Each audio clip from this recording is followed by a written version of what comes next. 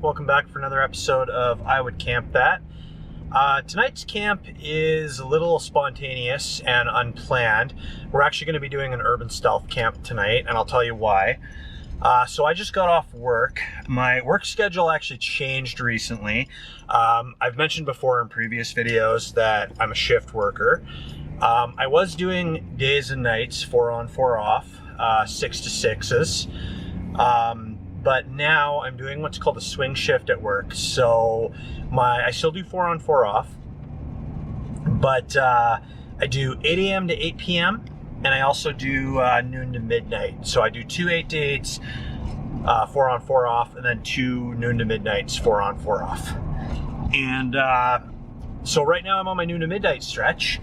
And the reason I'm doing an urban stealth camp tonight, I just got off work. It's just after midnight. Just had to make a quick stop at home. I'm actually driving into the big city near where I live.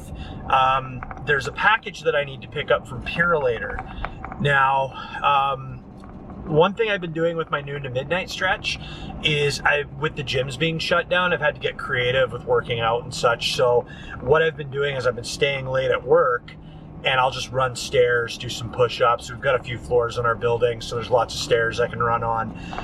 But by the time I get home and I wind down, it's pretty late. Like, we're talking like 2:30 in the morning, and I end up sleeping in, which I don't feel bad about because I'm sleeping in because I worked out. So, I mean, I'm not gonna beat myself up for that.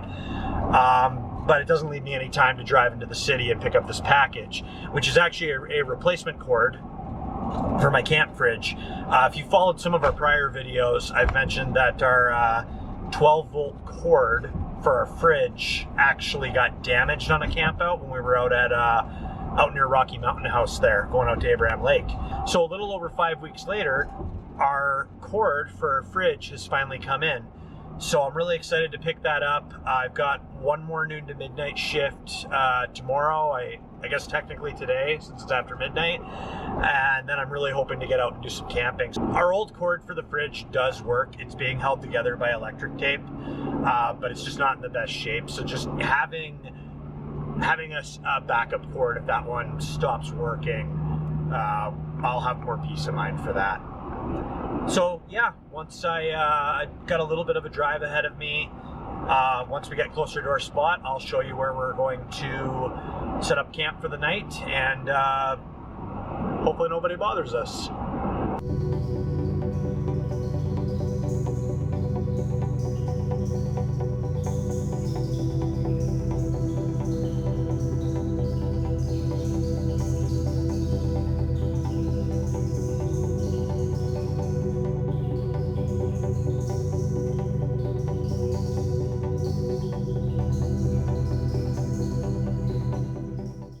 We've arrived at our destination. The Purolator is just over that way. This road here, I think, is where we're gonna set up camp.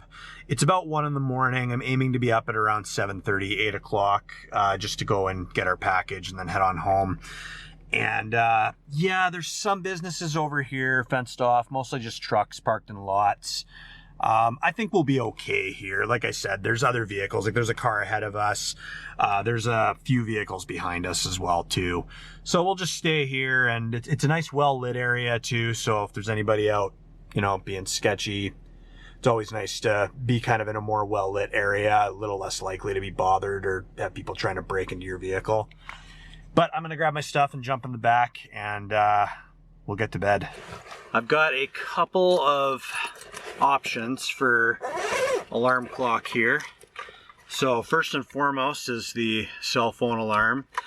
I've got a few alarms set for the morning, and if those don't work, then I've got this trusty guy here. It's a little Boba Fett alarm. This is my fiance's. I think I use him more than she does. He is obnoxiously loud. He beeps like a few times, and then the beeps get more constant, and then eventually he just beeps nonstop. So when this guy goes off, you panic trying to turn him off before he gets obnoxious and constant, and yeah, just not a good start to your day, but definitely wakes you up. So I'm gonna get him set up, and pretty confident that'll wake me up. The temperature right now, I'm just doing a little look on my phone here. It's about -7 degrees Celsius. So if you've watched any of my other videos, that's not the worst we've slept in. So I think it should be a pretty comfortable night. Hopefully nobody will bother us, and we'll be up early and out of here. And yeah, it'd be good to get my replacement cord for my fridge. Anyways, good night everybody. I'm gonna get the light turned out before somebody catches me.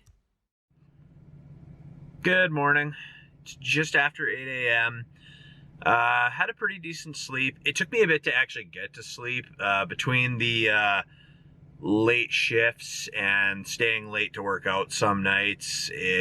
I'm pretty accustomed to staying up late.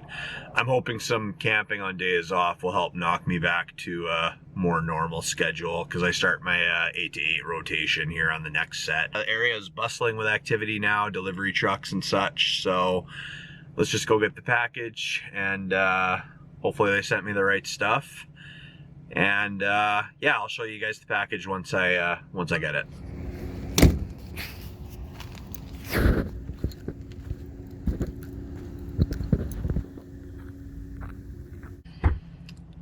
Well, just got out of Purolator.